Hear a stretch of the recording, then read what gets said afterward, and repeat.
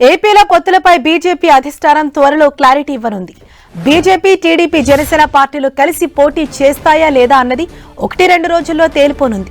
ఎన్నికలు సమీపిస్తుండటంతో బీజేపీ జాతీయ నాయకత్వం పొత్తులపై తేల్చేయాలని భావిస్తోంది. రాష్ట్ర నాయకత్వానికి పొత్తులపై స్పష్టత ఇచ్చి ఎన్నికల సమరానికి సిద్ధం కానుంది. ఎన్నికలు సమీపిస్తుండటంతో పొత్తులపై క్లారిటీ ఇచ్చేందుకు 3 పార్టీలు సిద్ధంగా ఉన్నాయి. టీడీపీ అధినేత చంద్రబాబు, జనసేన అధినేత పవన్ కళ్యాణ్ ను ఢిల్లీకి పిలిచి మరోసారి పొత్తులపై చర్చించనున్నారు. ఇక విశాఖ టూర్లో బిజీగా ఉన్న పవన్ కళ్యాణ్ ఈ పర్యటన తర్వాత ఢిల్లీకి వెళ్లాలనే ఆలోచనలో ఉన్నారు. ఢిల్లీ నాయకత్వం నుంచి పిలుపు రాగానే హస్తిన వెళ్లేందుకు చంద్రబాబు కూడా సిద్దమవుతున్నారు. బీజేపీ అధిష్టానంతో చంద్రబాబు, పవన్ సమావేశమై పొత్తులు, సీట్ల సర్దుబాటుపై ఒక ఆలోచనకు రానున్నారు. అన్నీ కుదిరితే వచ్చే వారంలోనే పొత్తులపై కీలక ప్రకటన చేయనున్నారు. ఇటు ఏపీ బీజేపీ నేతలు కూడా ఢిల్లీ పర్యటన ముగించుకున్నారు. ఢిల్లీ పర్యటన ముగించుకుని AP BJP chief Purandeswari Visakhapatnam చేరుకున్నారు. ఏపీలో పొత్తులపై అధిష్టానమే చూసుకుంటుందని, ఏ నిర్ణయం తీసుకున్నా తమకు సమ్మతమేనని ఆమె తెలిపారు. ఇక జాతీయ సమావేశాల సందర్భంగా ఏపీలో పరిస్థితులను పురంధేశ్వరి అధిష్టానానికి వివరించారు. ఏపీ అసెంబ్లీ ఎన్నికల బరిలో నిలిచేందుకు 3,000 మంది బీజేపీ నాయకులు సిద్ధంగా ఉన్నారని కేంద్రానికి వెల్లడించారు. ఎంపీ టికెట్ కోసం 300 మంది ఆశావాహులు పోటీలో ఉన్నట్లు తెలిపారు.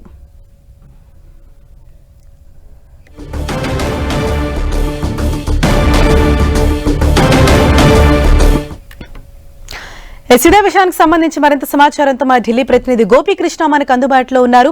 గోపి, ప్రధానంగా ఏపీలో ఈ 3 పార్టీల పొత్తులకు సంబంధించి ఎప్పటి వరకు ఒక స్పష్టత రాబోతోంది? అలాగే ఈ చంద్రబాబు, పవన్ కళ్యాణ్ ఢిల్లీ పర్యటనకు సంబంధించి ఎటువంటి డీటెయిల్స్ అందుతున్నాయి మీకు? మరో వారం రోజుల్లో ఏపీలో టీడీపీ, బీజేపీ, జనసేన పొత్తులకు సంబంధించి స్పష్టత రాబోతోంది. బీజేపీ జాతీయ నాయకత్వం, ముఖ్యంగా రాష్ట్ర నాయకత్వం నుంచి ఇప్పటికే సలహాలు, సూచనలు తీసుకోవడం జరిగింది. జాతీయ సమావేశాల సందర్భంగా ఏపీ బీజేపీ అధ్యక్షురాలు పురంధేశ్వరి సైతం ఇటు రాష్ట్ర పరిస్థితులకు సంబంధించి ఒక నివేదికను జాతీయ నాయకత్వానికి అందించినట్లుగా సమాచారం.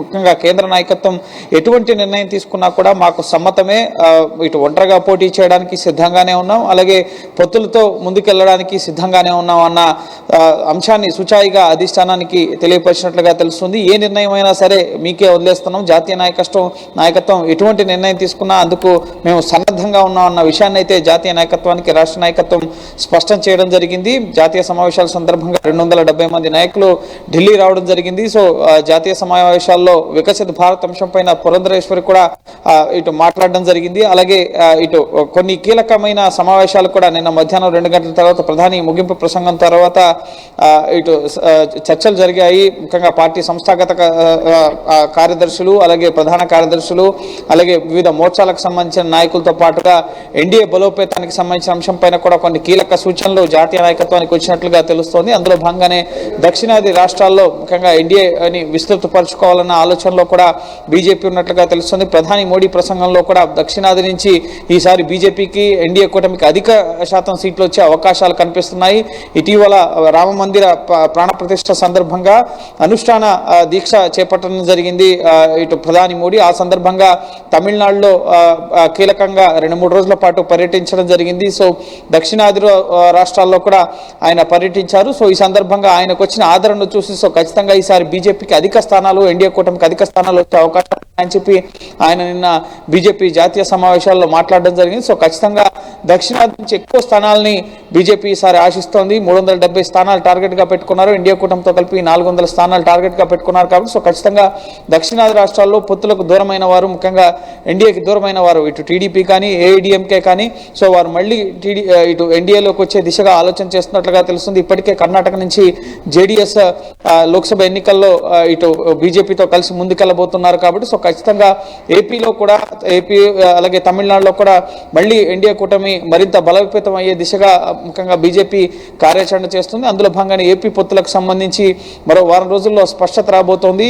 ప్రధాని మోడీ జమ్మూ కాశ్మీర్ పర్యటనతో పాటుగా గుజరాత్ పర్యటనలు ఈ 22వ తారీఖు వరకు కూడా ఉన్నాయి. సో రాష్ట్ర నాయకత్వం పురంధేశ్వరితో పాటుగా ఇటు జనసేన అధినేత పవన్ కళ్యాణ్, టీడీపీ అధినేత చంద్రబాబు నాయుడు ఢిల్లీ వచ్చిన తర్వాత ఈ పొత్తులకు సంబంధించి ఇక్కడి నుంచి ఒక అధికారిక ప్రకటన కూడా వెలువడే అవకాశం కనిపిస్తోంది.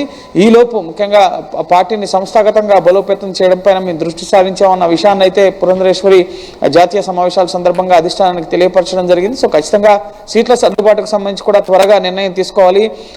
ఇటు బీజేపీ 15 అసెంబ్లీ అలాగే 5 నుంచి 6 వరకు లోక్సభ స్థానాలు ఆశిస్తున్నట్లుగా తెలుస్తుంది. సో వీటికి సంబంధించి ముఖ్యంగా ఎక్కడెక్కడ గెలుపొందే అవకాశాలు ఉన్నాయి, సామాజిక సమీకరణాలు, వాటి ఆధారంగా సీట్లను సర్దుబాటు చేసుకునే అవకాశం కనిపిస్తుంది. 3 పార్టీల నుంచి కూడా కొంతమంది కీలక నేతల్ని ముఖ్యంగా ఒక కమిటీగా వేసి దాని ద్వారా కార్యాచరణ ముందుకు తీసుకెళ్లాలన్న ఆలోచనలో కూడా ఉన్నట్లుగా తెలుస్తుంది. ఎందుకంటే ఇంకో 20 రోజుల సమయం మాత్రమే ఉంది ఎన్నికల షెడ్యూల్ రావడానికి.